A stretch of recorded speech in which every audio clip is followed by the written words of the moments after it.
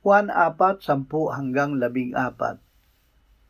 Sumagot si Jesus sa Samaritana, "Kung nalalaman mo ang kaloob ng Diyos at kung sino ang sa iyo'y nagsasabi, 'Bigyan mo ako ng inumin,' ikaw ay hihingi sa kanya at ikaw ay bibigyan niya ng tubig na buhay."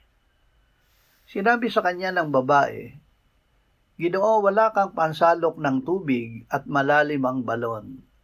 Saan ka ngayon kukuha ng tubig na buhay? Higit ka bang dakila kaysa sa aming amang si Jacob na sa amin nagbigay ng balon at dito'y uminom siya, pati ang kanyang mga anak at ang kanyang mga hayop?" Sumagot si Jesus sa kanya, "Ang bawat umiinom ng tubig na ito ay muling mauuhaw. Subalit ang sino mang umiinom ng tubig na aking ibibigay ay hindi na mauuhaw magpakailanman. Ang tubig na aking ibibigay sa kanya ay magiging isang bukal ng tubig tungo sa buhay na walang hanggan." Hindi na mauuhaw.